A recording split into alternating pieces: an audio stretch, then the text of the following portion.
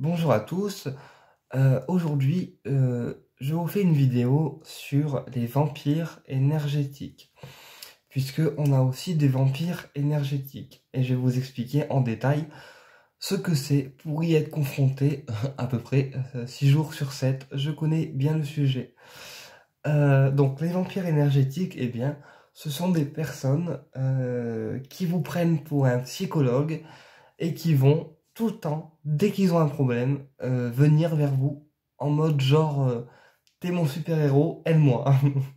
Et en fait, les vampires énergétiques, eh bien, ce sont des personnes qui vont vous prendre votre énergie vitale sans le faire exprès. Hein. C'est pas de manière consciente, c'est souvent de manière inconsciente. Et en fait, ces personnes-là, eh bien, ils vous voient un petit peu comme un sauveur. Parce que, en fait, pour eux, comme vous êtes la seule épaule et qu'elles peuvent compter uniquement sur vous et rien que sur vous, eh bien, dès qu'elles ont un problème, hop, téléphone, et ils vont vous appeler et ils vont vous raconter leurs histoires pendant 1 heure, voire 2 heures, voire 3 heures, voire une semaine. Et donc, c'est ce qu'on appelle des vampires énergétiques parce que inconsciemment, ils vous prennent en fait votre énergie vitale, ils vous pompent en fait votre énergie vitale. Donc après, ben, vous les écoutez, vous les rassurez, vous les aidez, vous les conseillez et tout. Alors après, c'est sûr, hein, ils vont être bien, ils vont péter la forme, ils vont être bien, c'est clair. Mais vous, après, vous allez être fatigué et complètement plombé. Parce que ben, toute votre énergie, vous l'aurez donnée à l'autre personne que vous aurez eu en face de vous ou au bout du fil. Donc, tout ça pour vous dire que les vampires énergétiques, eh bien, ça existe réellement et que ce sont des personnes qui vous pompent votre énergie de manière inconsciente, mais c'est important aussi de s'en protéger euh, parce que ben, si on se protège pas, on est très vite à plat et très vite fatigué. Ce que je veux dire, c'est qu'on peut aider la personne qui est en détresse, ça, il n'y a pas de souci là-dessus.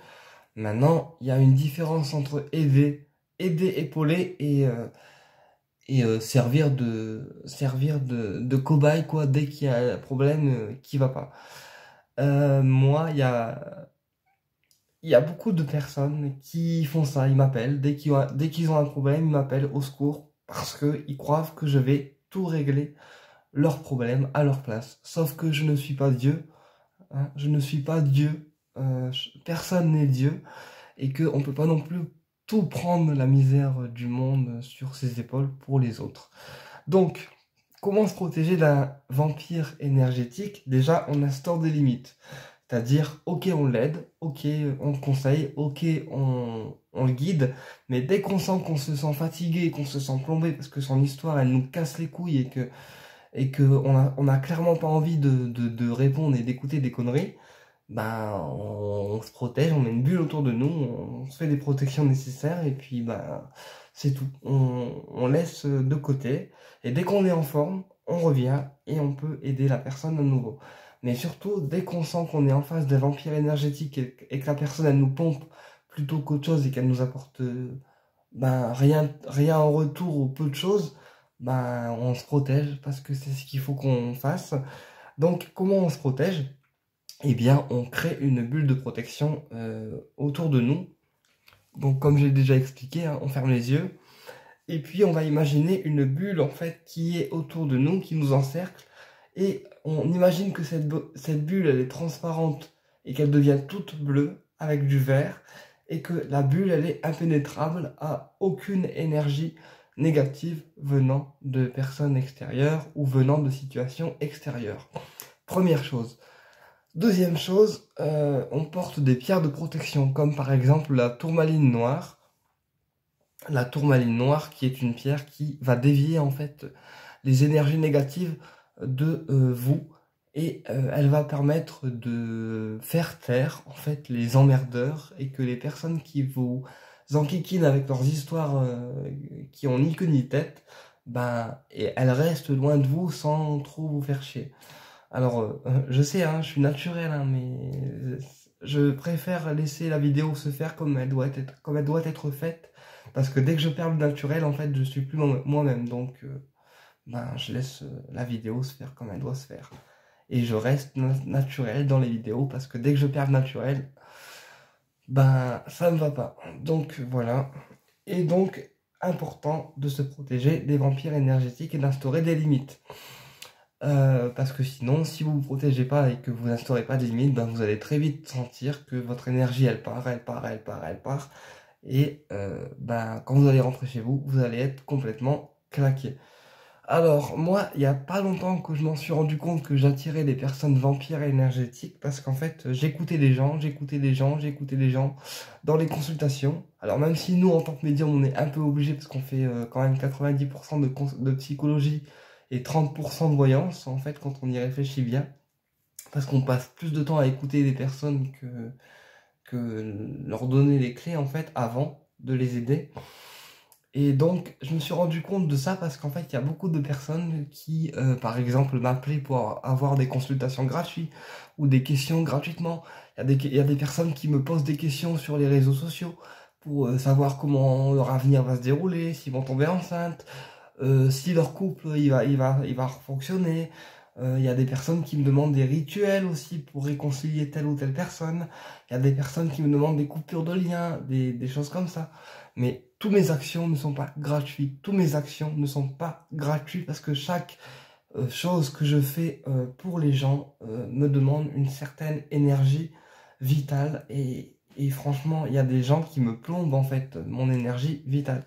Alors, il y a aussi des belles personnes hein, dans mes connaissances, dans mon entourage, dans ma profession, mais il y a des personnes, enfin il y a beaucoup de personnes en fait qui me plombent mon énergie. Et donc, bah, ces personnes-là, je m'en protège. Alors, pas parce qu'ils sont mauvaises, hein, parce que leur énergie, elle me pompe en fait.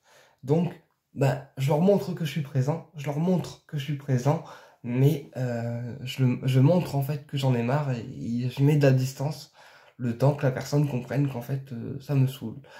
Et une fois qu'elle l'a compris, ben, j'attends que la pression redescende et après je reviens et je la guide tranquillement. Mais j'instaure quand même les limites avant parce que ben, c'est comme ça.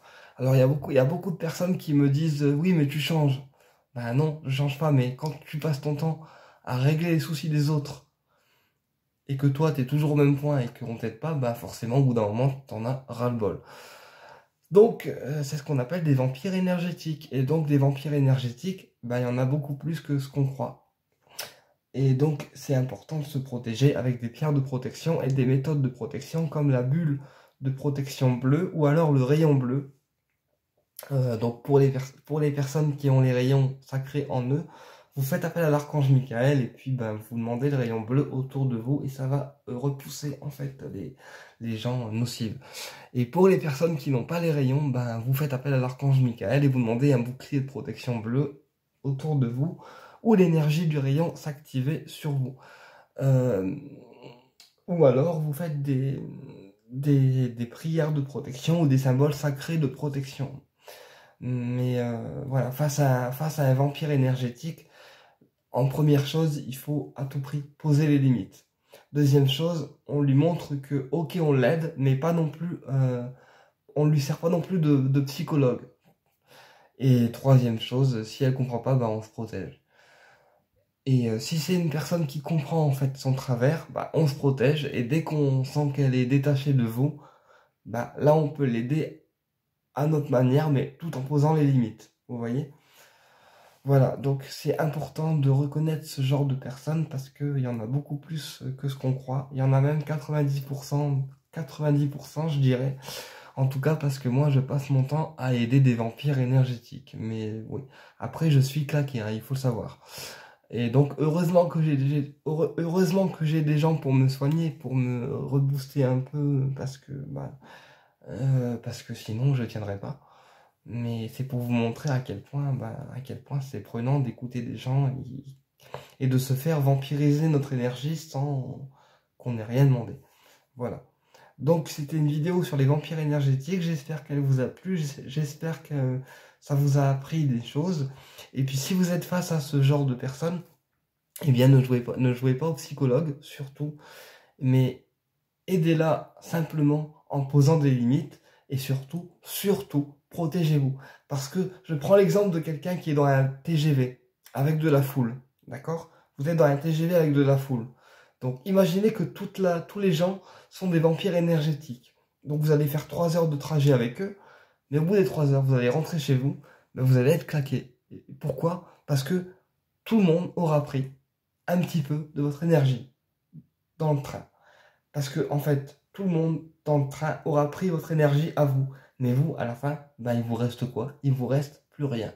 C'est pour ça que l'exemple du TGV et du monde dans le train, il est bien pour expliquer ce que c'est que les vampires énergétiques, parce que je trouve que ça représente bien le truc. Donc voilà, gardez votre énergie à vous et ne répondez pas aux vampires énergétiques. Voilà, j'espère que la vidéo elle vous a plu et puis ben, je vous dis à très bientôt pour une prochaine vidéo.